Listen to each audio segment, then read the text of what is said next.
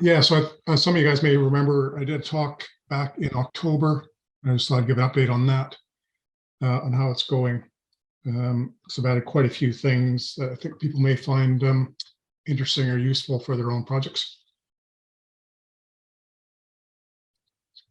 So at the time I started this project back in September, I was around 94 kilos and about 27% body fat, so overweight definitely. And you can just sort of see the numbers there for yourself. So in October, when I did the talk, it was about 91 kilos, still overweight. And then over the last couple months, started making some progress again, and down to 81 kilos. So lost about 30 pounds altogether. So there's a picture of me in the summer, and this is me just yesterday. So how did I do that? Well, I just had a crazy idea to. You're muted again. Am I muted? I don't think I'm No, muted. I can hear him. It's fine. Yeah. Okay. So, so yeah, the diet concept is essentially spend more calories than you take in. So it's a crazy concept, I know, but that's what I thought I'd try. And this was after, I think, if you saw my last talk, because my cat was too fat, and now he's still too fat, but yeah, it worked for a while. Anyway, so this is Google Fit. So on my mobile phone, Android, it just has Google Fit app, and it tracks your steps and your calories, and that includes any calories you spend from just living and breathing. So that's your metabolic rate, and then all your exercise is on top of that, and then you can see it over a period of time. So this is last week, last week. And you can see there on Thursday, I was out in Rhodes, so we're doing lots of walking around, and then came back on Sunday and spent all day writing this presentation. So didn't use a lot of energy then. And the idea is that if you build a scale that connects to a pie, you can weigh all your food and calculate the calories based on the calories per 100 grams. And if you eat less than you take and then you expend, then you're going to start losing weight. So that's the idea. And I did lose some weight, so it was good. And the way that works, just reminding people from the last talk, is you have these scales, either a kitchen scale or a bathroom scale, work much the same. You've got 4 strain gauges, and they go into a Wheatstone bridge, and then you connect these HX711s, which is a 24-bit analog digital converter. And then you just process the data coming in, you zero out everything, and then you just can figure out how much stuff weighs either your food or yourself. So that's the idea. Won't go into details there, but essentially all you have to do is look online and figure out how to do it. It's not that complicated. Go a little bit of detail. So yeah, so this is the kitchen scale I took apart. I talked about this last time, connected to a pie in there at this point. So you just take the 4 strain gauges, you figure out how it's wired, and then you replicate that onto this HX711 breakout board, which costs about 7 pounds with some additional strain gauges I've never actually managed to use, and just connect it like this. So you've got your pie over here, you got 3.3 volts, you got your ground, you got your data, and you got your clock going to your HX711. Then you've got the E plus, the E minus, the A plus, and the A minus, and you just hook them in diagonal pairs here like that. You can see how it's wired in. So it's really quite simple. It works really well, actually. So when you take these apart, there's actually a small circuit board there. They use an HX711 like thing, but the processor is something. It's definitely not a Pi grade. It's just something very simple. So this is what I talked about in October, just tracking the calories per day. As I said, weight times calories, 100 grams. So a banana, that's about 80 calories, for example. I've improved the GUI a little bit. So I've added in some icons, it's changed out some text for images and stuff like that. So the way this works is you just got your scale here. So that tells you the weight. You zero it out. You put whatever you're weighing on it. So you may put a plate, for example, press 0, and then you load on your chicken, for example. That'll tell you how many grams, and it divides that by 100 grams and multiplies by 196. And you press this button here, that moves over to your meal, which goes here. It lists everything in your meal. So for example, you might have chicken, you might have some pasta, you might have some salad, all that comes over here. It tells you how many grams and how many calories in there. Then you've got a total sum for that meal.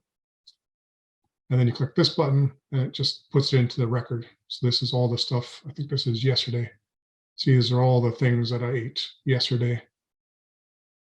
So I think, yeah, so I had some snacks and stuff in there, which wasn't very good. So that's essentially how it worked. And hasn't really changed that much. I have added this on-screen keyboard, so it's a touch screen here. So you can add in, you can bring this up and type in things to search for things.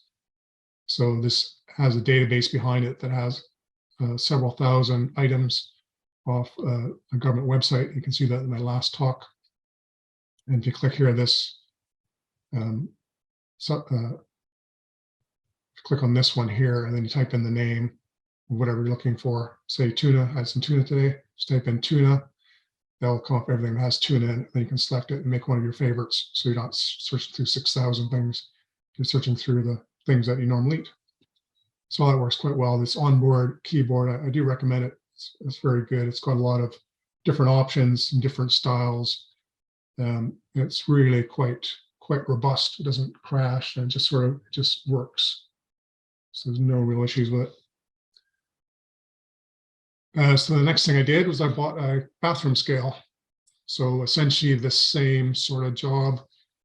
You take it apart, and in there you'll find your 4 strain gauges again.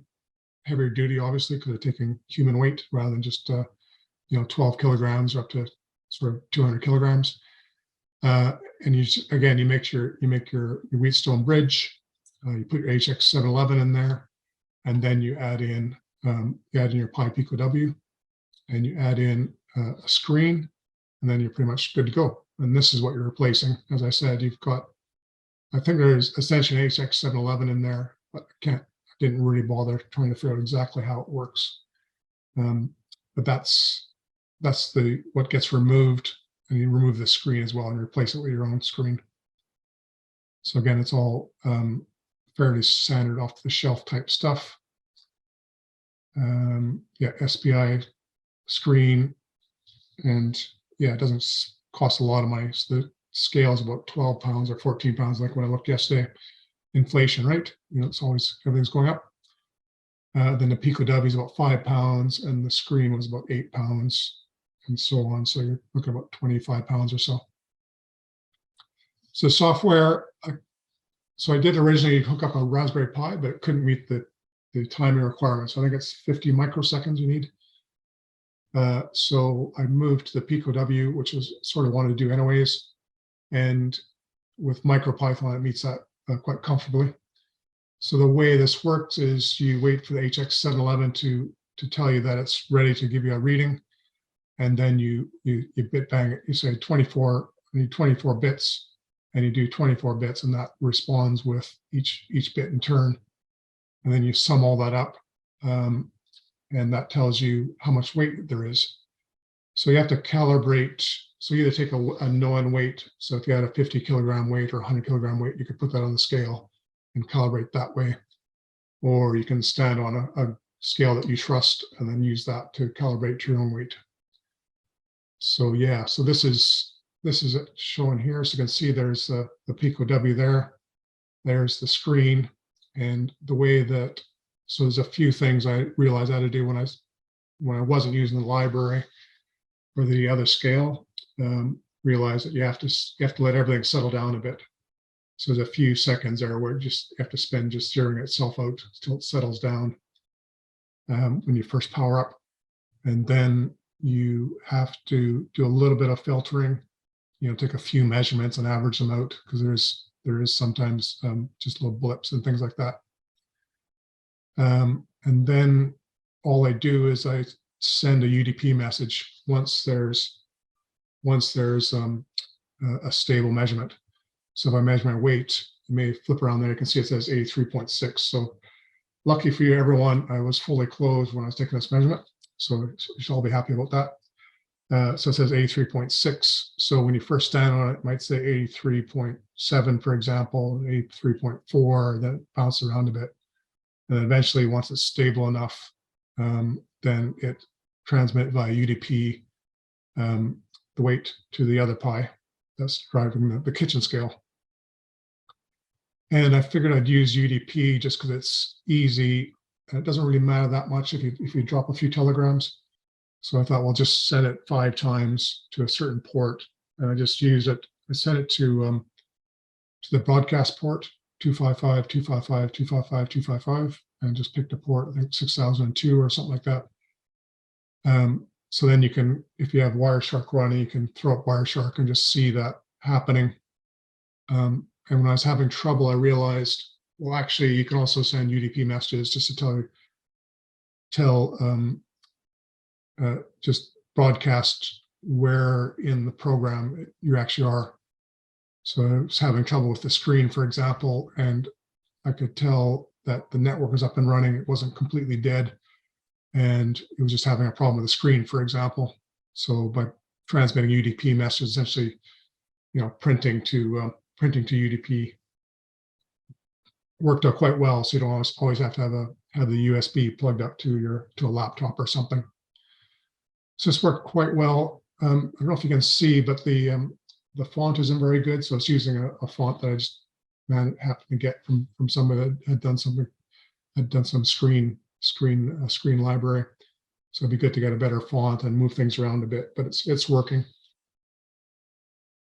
So is that working with the Pico W for the first time was really quite fun, actually.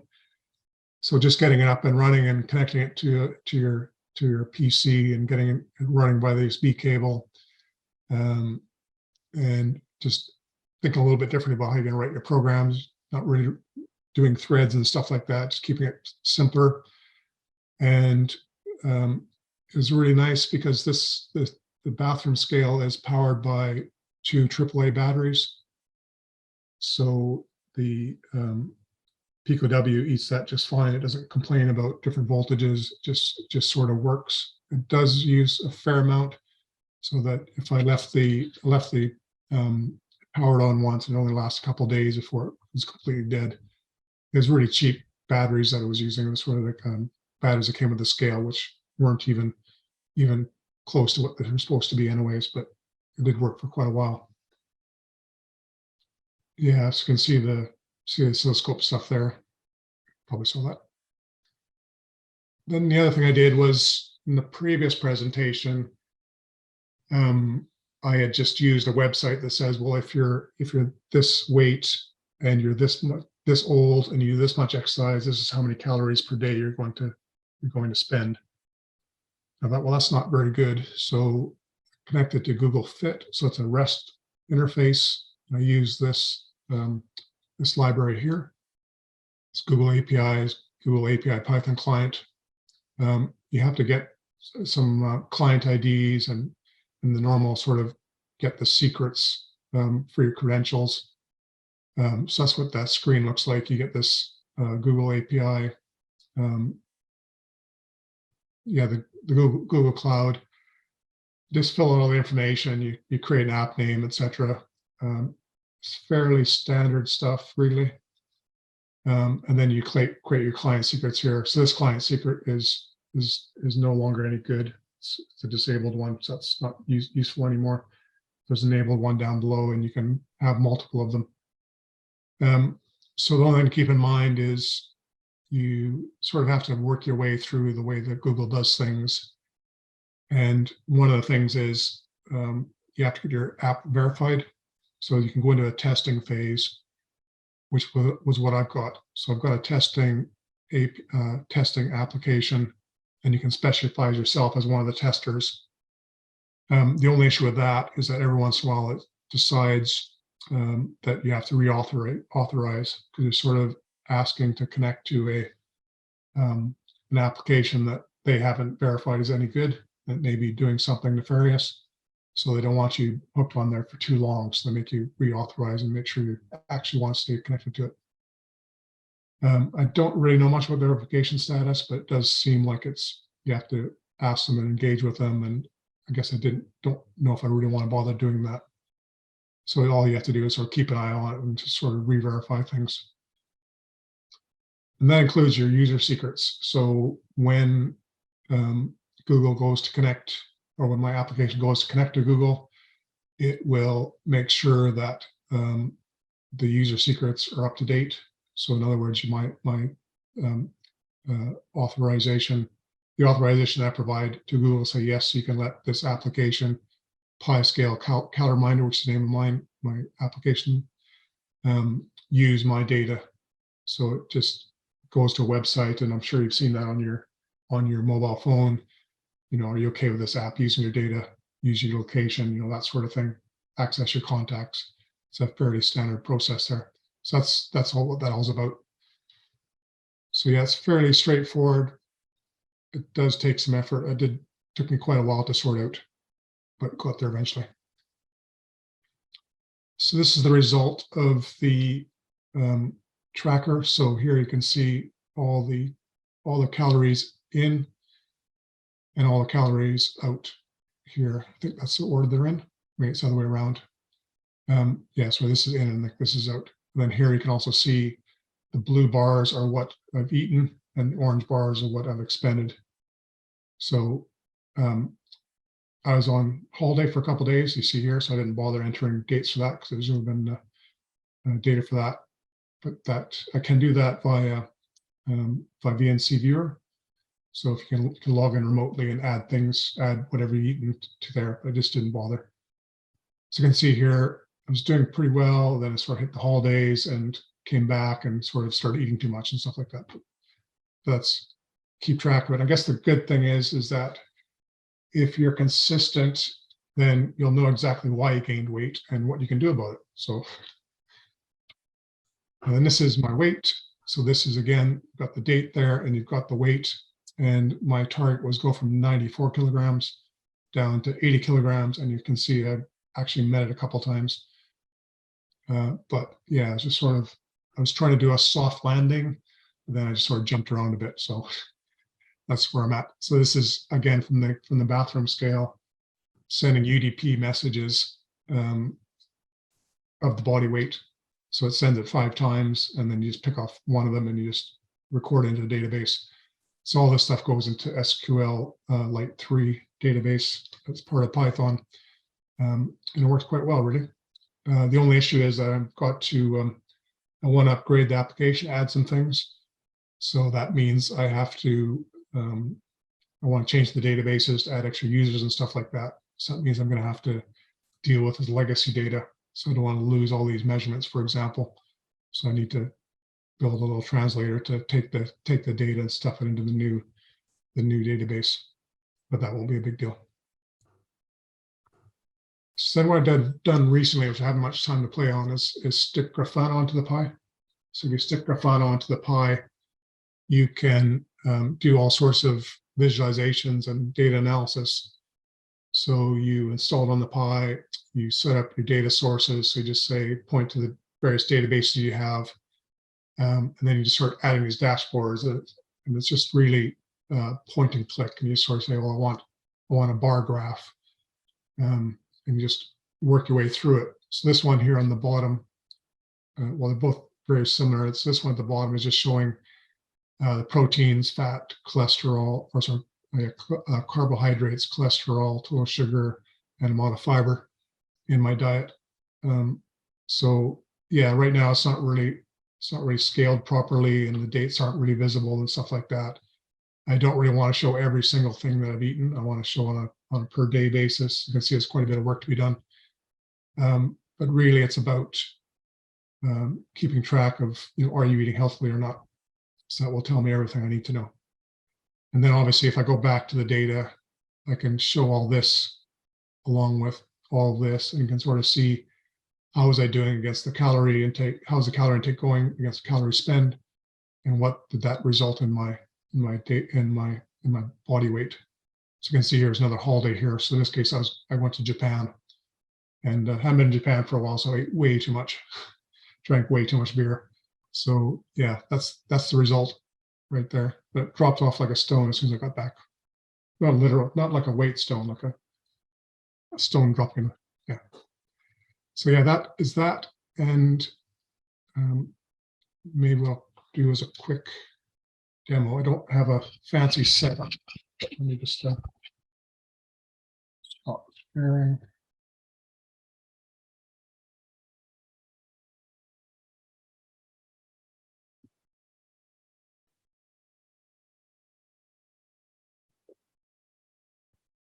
Yeah, so that's the kitchen scale.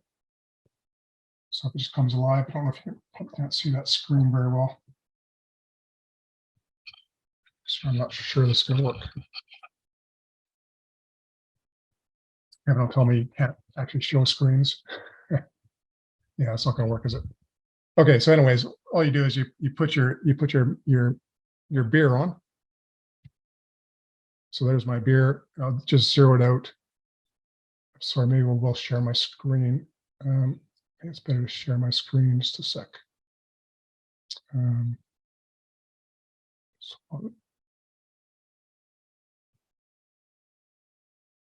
That's the way to do it.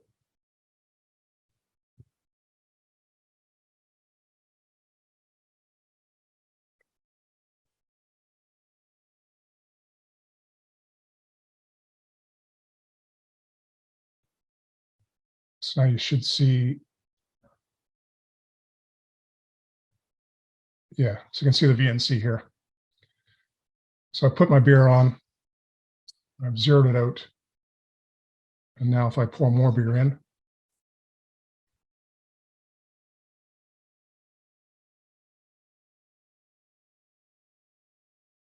hope everyone's getting thirsty.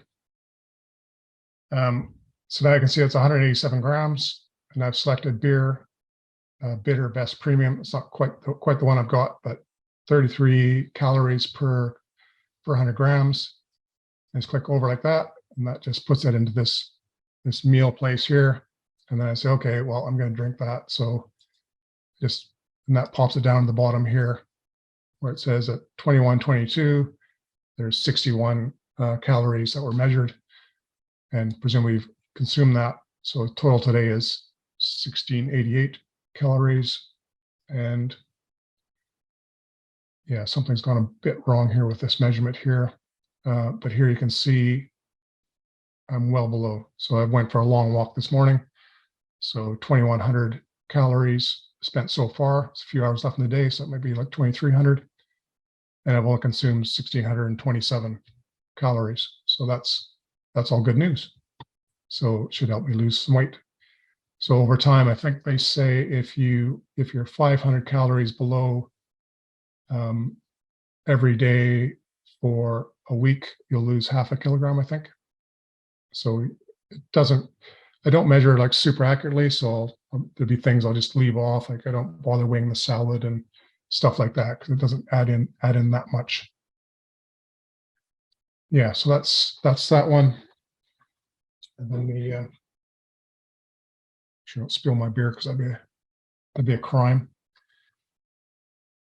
So if I show the bathroom scale, it should be easier to see that.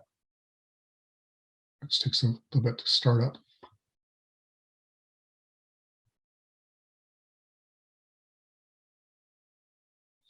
So you can see the green light come on.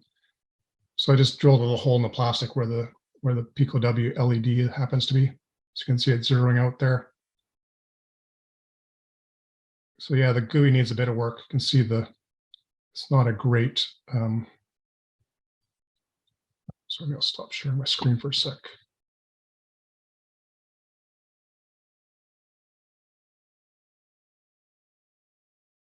Yeah, so you can see it's backwards. So anyways, it's zeroed out now.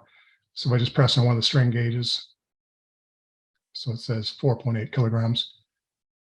And when it stabilizes, it will send a UDP message, but I don't know if we have time for it. Don't bother. Yeah, it's just really hard to get it very stable. So anyways, that's how it works. So just every morning, just turn it on, wait a few seconds, maybe you're finishing shaving or whatever, and then weigh yourself.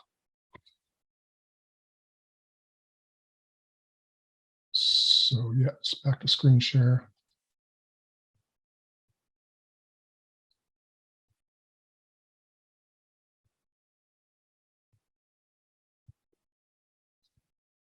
So,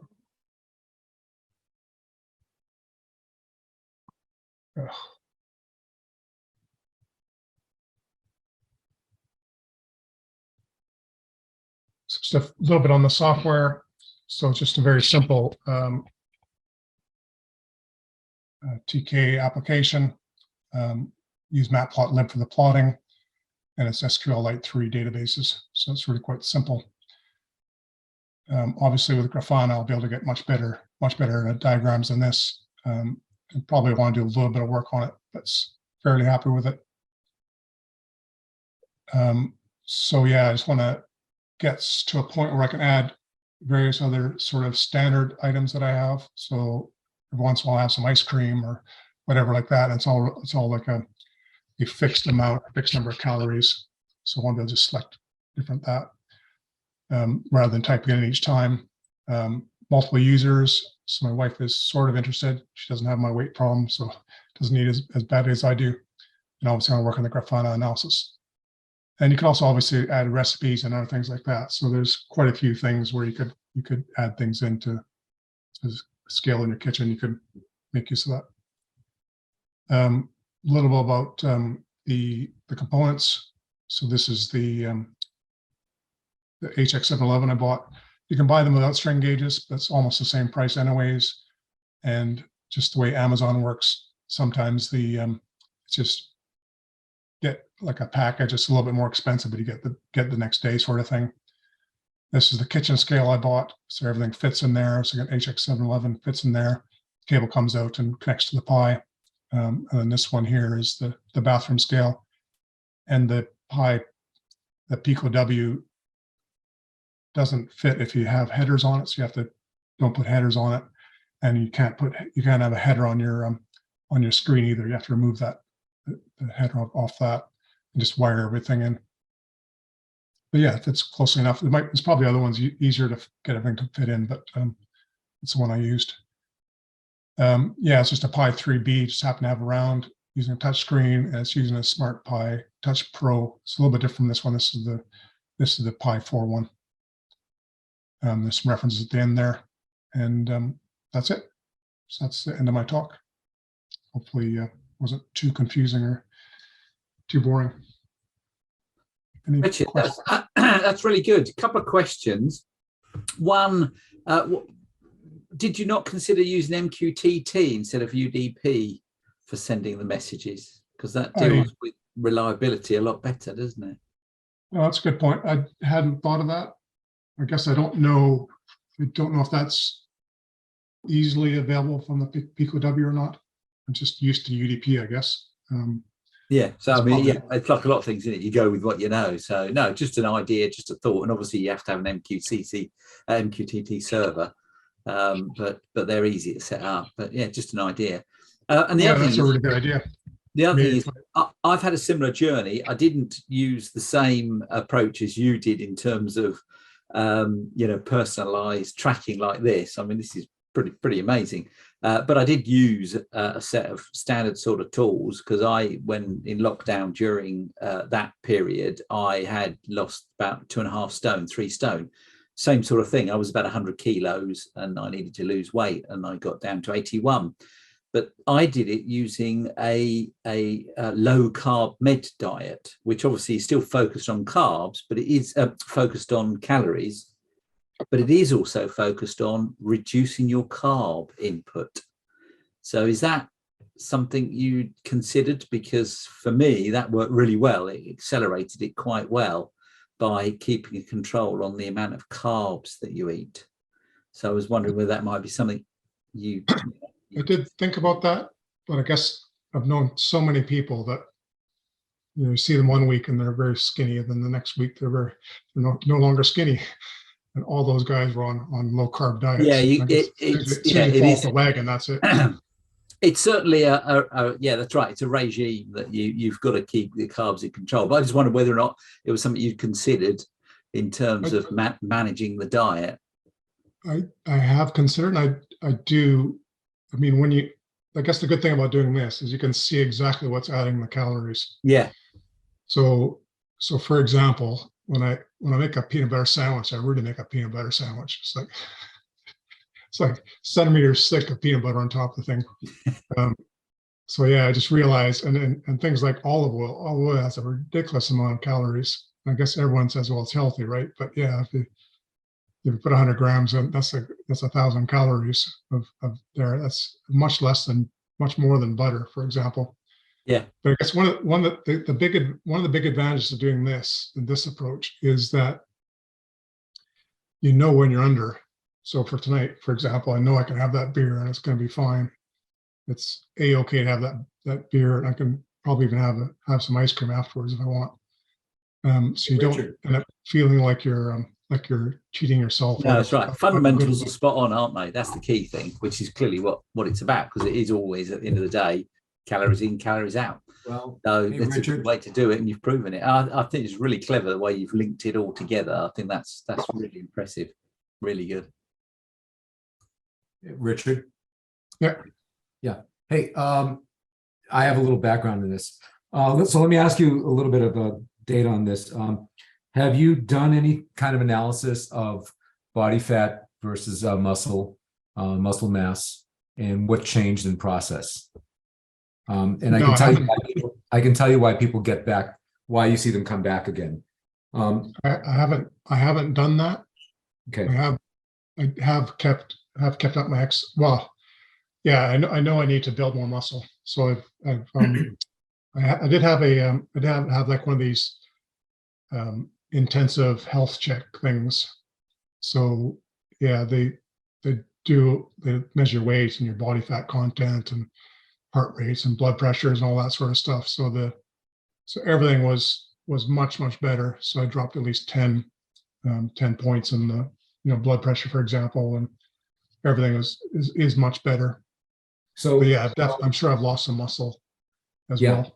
So here's the deal, and I love what you did. This is awesome. I think the tracking thing is pretty cool. I'd add a couple more things. I have a background in sports science, in addition to all the other stuff. So one of the things you have to look at is you have to look at some of the hormonal stuff. In particular, what happens to people is they become leptin intolerant. And so it doesn't matter what they eat, that stuff is going to go in and affect, like you're not going to process the blood sugars properly. So there are games that you can play with a diet where you do intermittent fasting to change your programming. But in the end, and particularly, how old are you? Ballpark? 56. Okay. In the end, 56. Okay. In the end, in that age range, the best thing you can do is weight training. And the reason why is that the stimulation of the type 2 fibers is probably the most regenerative thing you can do to your body. So what I say to people is, look, this is good. You're doing the diet part. That's very, very significant. Running, for example, is cool, but what it will do is it will cause more oxidative stuff, and you'll actually get older. So one of the best things you can do at that age range is to start a program of some kind of, weight training. Find a trainer if you need to learn this stuff. But the other thing that I would do is I'd often look at people's blood, and I'll say, let's look at your hormonal balance. Particularly, we'll look at the estrogen testosterone numbers. And what happens is that we tend to become more estrogen dominant, particularly because of all the interactions of chemicals that are out there and a lot of the foods. And so what you need to do is you need to get them more balanced. When they're balanced, and on males with a little bit more testosterone, what happens is you'll start to put on more muscle mass. And I'm not talking about being Arnold or something crazy like that. I'm just saying that in general, why you see people gain weight again is they go off and they do this great program. They drop a lot of stuff, but they are also dropping substantial amounts of muscle mass and body and tissue, and significant stuff like heart mass and all important things. But if for older folks, like the best thing you can do in the world is have somebody do a blood test, look at the hormonal balance, particularly this is a pretty common thing they do, the testosterone and estrogen levels. And there's programming that you can do to correct on that. So one of the things I would have loved to have tracked is I would have loved to have tracked where those numbers, particularly, I like looking at the inflammation stuff. I like looking at the cholesterol counts, and don't freak out about cholesterol. This whole business about the statins and cholesterol is garbage. Your body generates cholesterol as a repair for inflammation, right? That's the inflammation. That's a repair thing. So like if you weight train, you're going to see a little bit higher cholesterol count because your body has to repair it. Anyhow, I would track a few of those numbers, the blood numbers, and then I would also track the body fat. And you can do that, with like calipers and shit like that. Those are cheap. And it would be really cool on an app if all those numbers were in there, because it looks like what you're doing right here is you're showing some interesting numbers of weight.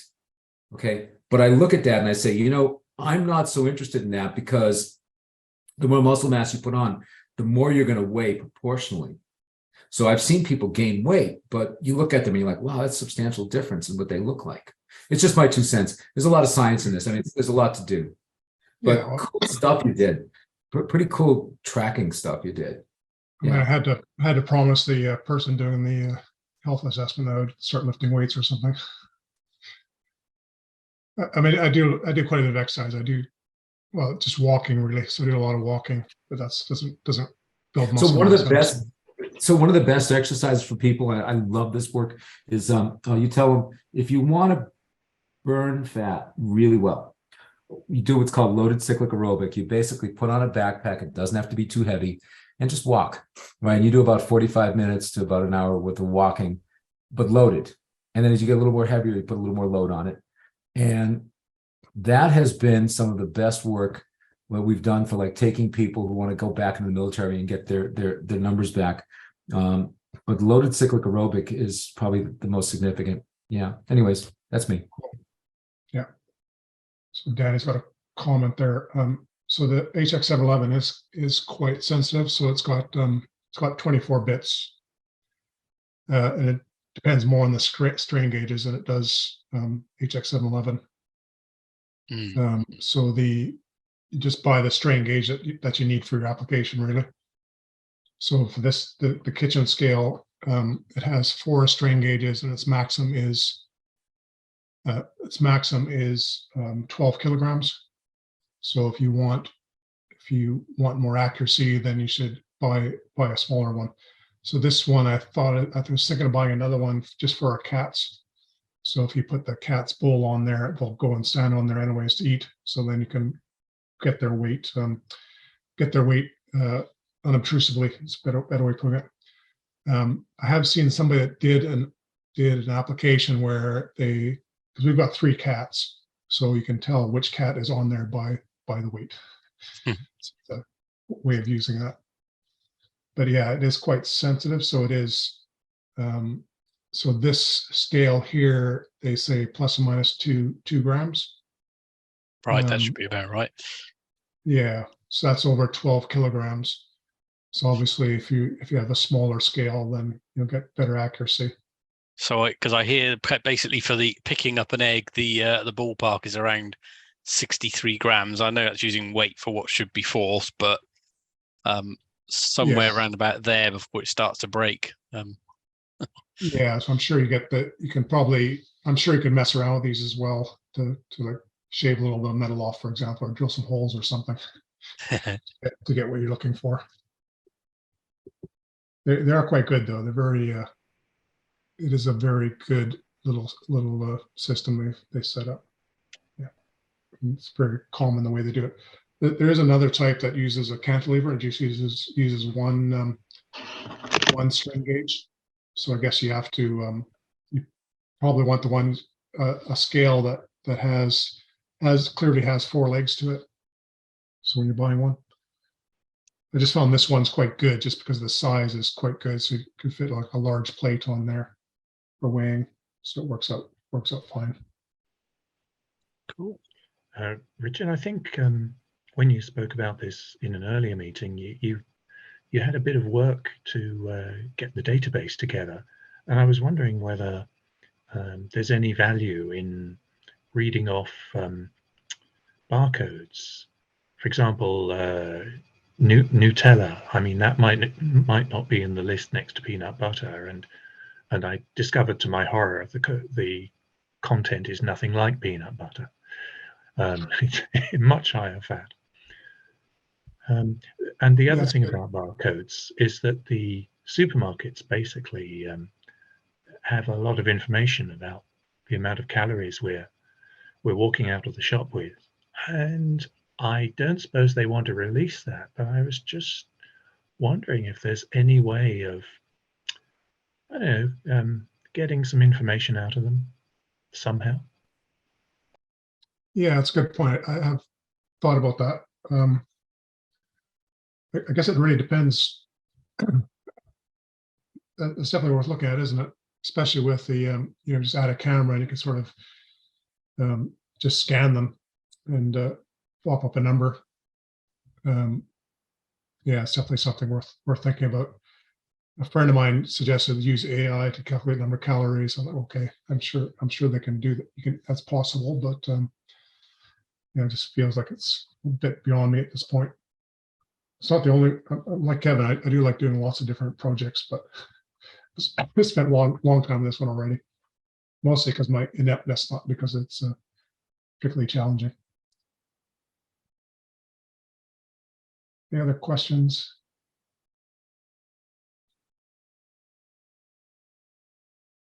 Cool.